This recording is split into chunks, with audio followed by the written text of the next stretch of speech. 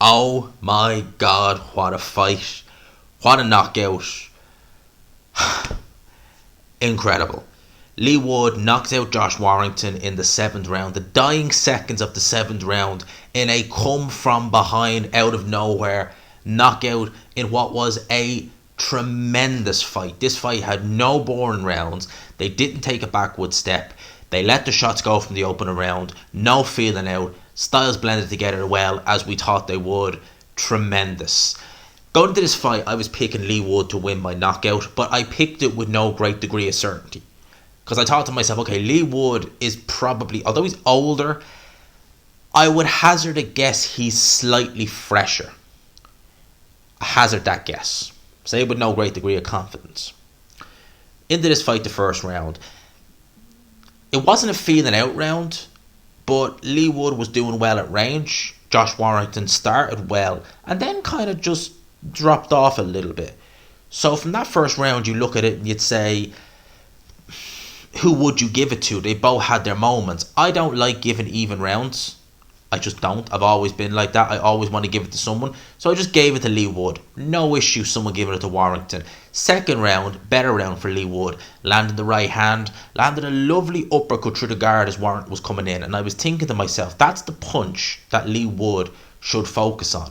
When you're the longer guy, when you're the rangier guy and you primarily fight at range, a punch you should use against someone, any amateurs listening, if you're boxing someone and they're a mid to close range fighter and they tend to come in, yes, move their head, but in this case Josh Warrington was coming in with the guard up.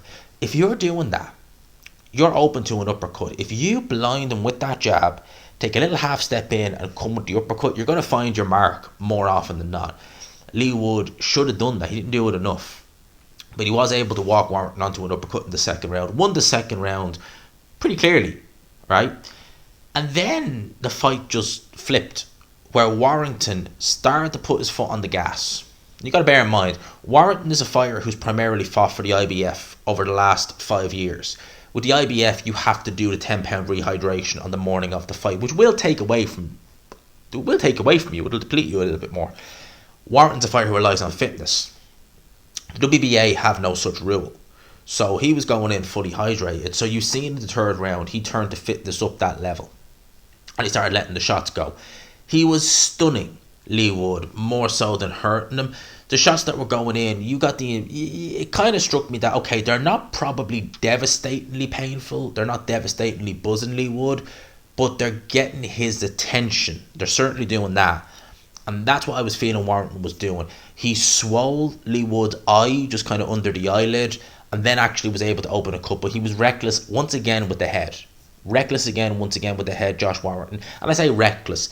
There comes a point where it becomes, is he reckless or is it just deliberate? Because it's consistently happening in fights now. He was not as dirty in this fight as he was in the Luis Alberto Lopez fight, but it was a fight in which he was having more success than the Alberto Lopez fight. So you would argue that's probably the reason why he was less dirty in this fight. Nevertheless, Warrington was doing well. He was going to Leigh Wood's body. He was really hitting the body well. He was using his footwork well. He was actually using his footwork to stay out of range. So Leigh Wood was falling short with his shots, but Josh Warrington was using his superior foot speed, because he had the quicker feet, to just be able, okay, you missed, boom, I've got you. And he was going in with shots, landed them. As I said, got the cut on Leigh Wood's eye. And at that point, I was starting to think, could Warrington actually get a stoppage? Because it seemed to me that was the way this fight was going to go. You know, it was literally like Warrington is stepping on the gas. I think it was the 7th round where Warrington actually had a point deducted, because in the previous round, Leigh Wood complained of a punch to the back of the head. Now, I was commentating and I said, if you're going to complain when your opponent is not on your fucking face, because that's what he was. And I was like, you're lucky he didn't give you a free hit, because he's right there. Don't complain when they're right there. Got away with that. Then in the 7th round, Warrington did get a point deducted for it. It actually spurred Warrington into life, and he really went at Leigh Wood in that 7th round. And then in the dying seconds, Leigh Wood lands a jab, but then lands a right hand, straight right hand, as Warrington is leaning in to throw his own shot. So he's amplifying the punching power of that shot. Leigh Wood comes with a combination, left hook, right hand, left hook, right hand. The final right hand landed bang on Warrington's chin. He went down flat on his back. Normally when they go down in a heap like that, It's very seldom that they beat the count. Very seldom that they do. Warrington did, but he turned his back to the referee, which is not something that you want to do. You want to show the referee that you're cognizant, that you're interested. You turn your back to him, you're giving him plausible deniability to stop this fight. Warrington then turns around, but the referee, Michael Alexander, waves the fight off. Some people are going to say that stoppage was premature, given the fact that there's only a couple of seconds left to go in the round. Leigh Wood has been in that situation against Michael Conlan, where he hit the deck very hard and was able to continue.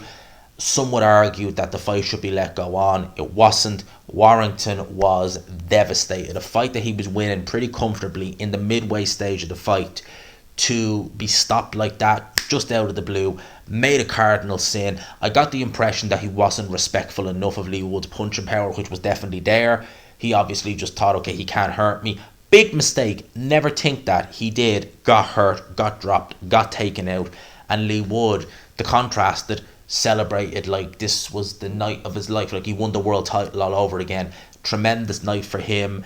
And to be honest with you, I would have no issue, I'll say it now, if we saw this again. I thoroughly enjoyed it. I enjoyed the undercard. It was a very good show. We need Eddie. More of these. More of these shows. That's what we need in the UK. More of these. Great fight. Very good undercard. I was perfectly happy.